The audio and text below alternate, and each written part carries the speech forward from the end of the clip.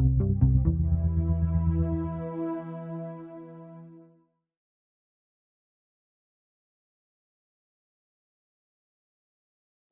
was drafted. Okay. I went kicking and screaming Yeah. in 1967, in August of 67. And how old were you? Well, I was 21. Okay.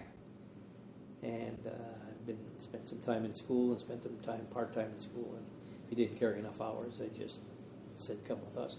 And at that time, they were really loading up with people. I mean, they were filling every place they could get people into South Vietnam. So you're not going to hear a war story. You're not going to hear a hero.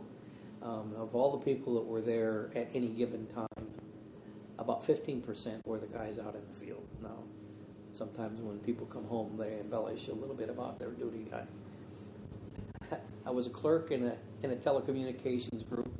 We set up telephone switches in 5 different locations, and we were responsible for the long-distance telephone calls from Southeast Asia to the United States. Okay. Okay, very important job, but thankless. And you're in a building that's made of aluminum, and nobody knows what's going on inside. And if they walked in, they'd see a big telecom switch there, and the VC walked past us every day, probably because I was right outside of Saigon, not knowing what we were doing, and just walked by, because there wasn't publicity in doing that kind of stuff. And here's where the story gets kind of really crazy. The first Sunday I was at my unit, we had about 500 guys in the battalion, and we had a snack bar and stuff like that. So I walked into the snack bar on Sunday, and there's some guys playing cards and things like that, and drinking beer and pop and having a hamburger. And I didn't think I'd ever see that in Vietnam. I said, this isn't as bad as I thought it was going to be, but I wasn't a grunt out in the field. So I sat down with some guys, and they taught me how to play hearts. So we had a nice conversation, and they said to me, you have access to a Jeep, don't you? I said, yeah. That was a treasure over there. I mean, the guys like me, just, the regular enlisted draftee, didn't usually have a job that had the responsibility of a Jeep, so I did have a Jeep. So they said, good, you can take us to downtown Saigon and go see the orphanage. I said, what are you talking about? And so they said there was an orphanage they were aware of, and it was in the center of downtown Saigon. So the next Sunday, we packed in my Jeep and off we went. And gates of this facility opened up, and we pulled right into the courtyard. There were 100 kids in this orphanage. Half of them were half naked. And they just wanted to be given some time, because there was 100 kids. They're not going to get any individual time in this orphanage. So we would go down there, and my parents back here found out what I was doing, and they said, what do you need? What can we do to help you? I said, half these kids are naked. I said, some of them, it's by design because they're little toddlers, and they don't have diapers or diaper service, so they just let them run around that way, so it's less mess. And in their culture, especially then, the infant mortality was huge. So they really did it. I mean, what I'm going to say, don't take it the wrong way, but they didn't really get close to their kids till they were about 2 or 3 years old, because they were fearful that something would happen to them.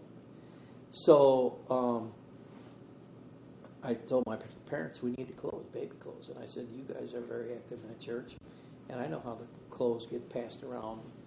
Your kid wears it for 6 months, and it's hardly used, and they pack up the boxes and send it to the neighbor. Mm-hmm. So they started sending me those clothes on the end of the passageway, and then some people in South Bend got a hold of me, and they were part of Tri Kappa, and there the boxes got bigger coming in from there, so we were able to keep a lot of clothes going out there. And then one of the guys in our unit was relatively high-ranking enlisted man. He said, Bob, what else do you need out there? I said, I don't know. He said, well, I've got a friend who is with the 9th Infantry. Now, that's a big, big, big organization. He says, and their headquarters isn't terribly far from here. And he says, let me call him and see what he's got. So he gave him a call, and they ship food over in pallets to these big units like that, and the cooks, cook it up. But they send over all kinds of stuff, and not always is it perfect. Meaning, you got a pallet of lima beans that lasts a long time. You got a pallet of powdered eggs that lasts a long time. You got a pallet of powdered milk. It lasts a long time. So they would have excess of that kind of stuff. So his sergeant found out about that. And so he said, Bob, I think we can go out there and get some food. So the frustrating part for a lot of guys in Vietnam that were in the back, not those guys in the jungle, they had terrible jobs in miserable places, but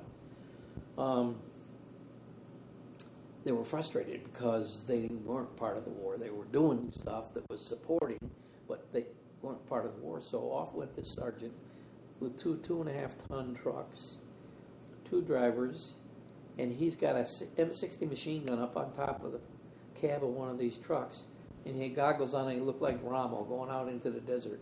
And they came back later on that day, honking their horn, driving into our compound, covered in red dust, and they had these trucks filled with pallets of food.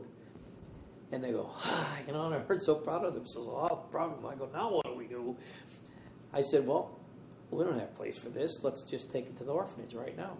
So we took these 2 trucks over to the orphanage. The kids came flying out. The people that ran the orphanage came out. They opened the bottom doors in their buildings, and these kids unloaded these pallets, can at a time, and had a whole line of people just passing them down, and we filled their storage area with all these cans of excess food from the military that was just sitting around collecting dust.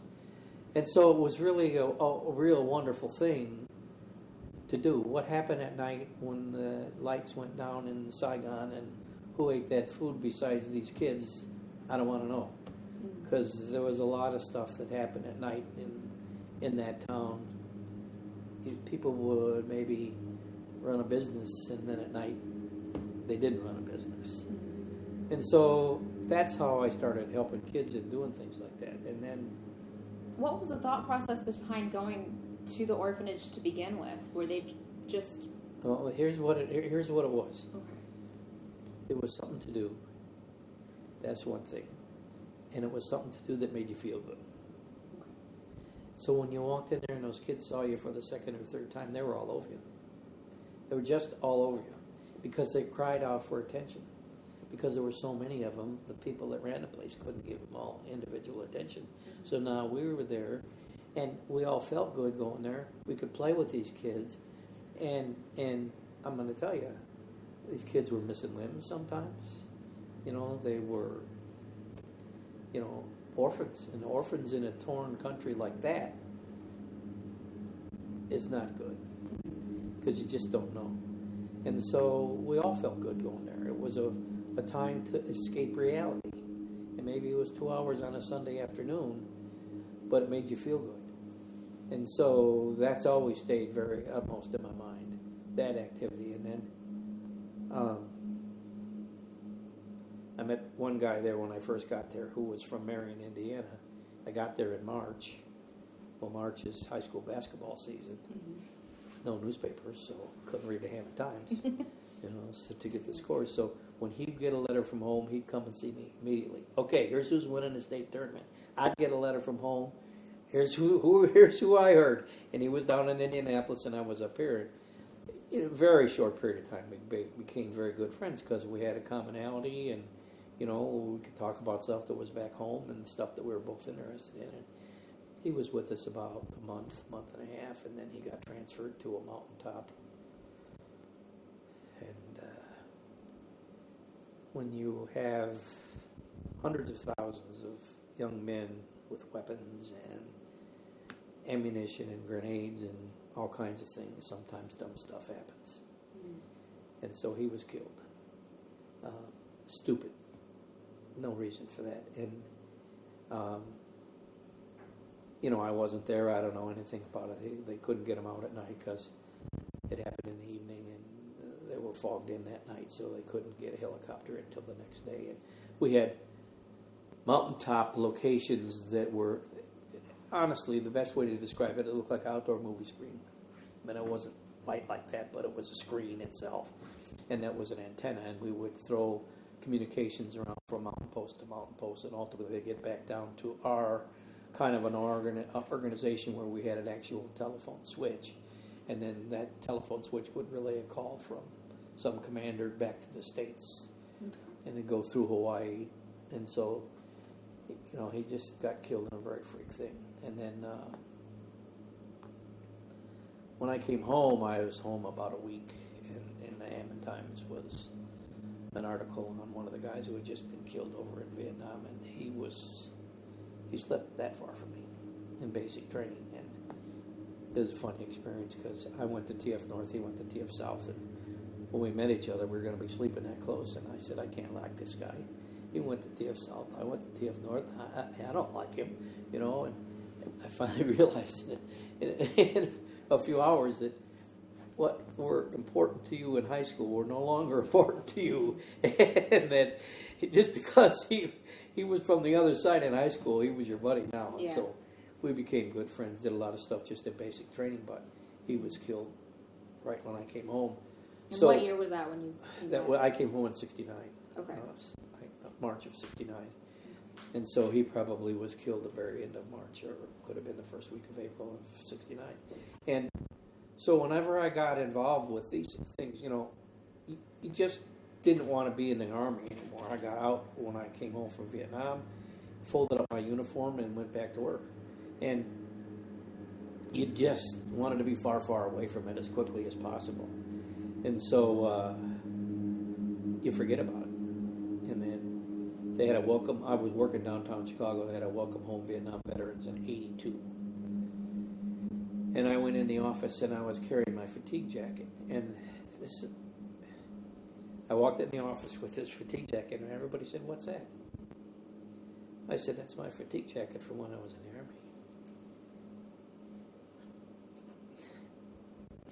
Army." Nobody knew. Not a single person that I worked with knew that I'd been in the Army because we didn't talk about it. So that particular day, they all encouraged me to go down for this, and there was going to be 200,000 people. Well, they're planning on 200,000 GIs in Chicago, and I think they estimated they had 325,000 GIs. And they formed it down by Navy Pier, and started walking through Olive Park, and then on Upper Wacker Drive. And I just was standing there watching it, and a group went by. They had a sign that said Indiana, so I jumped in with them and walked. And you go, what are we doing? We're walking here, and there's 20 people on the curb, and all that stuff. And we walked along Upper Wacker Drive and got to LaSalle Street and turned. There was 1 million people. It was, that was the time, that the guys felt like maybe it was okay. But that was 20 years. Almost 20 years. And when we got down to the end of LaSalle, we turned on Adams and walked towards Grand Park. And there was, walking on the sidewalk, was an old guy in a World War II uniform.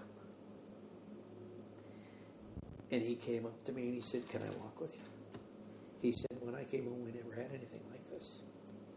So those kind of things just, So when I saw the Folds of Honor stuff, that's what went through my brain of all of those experiences, because that was buried way deep, and so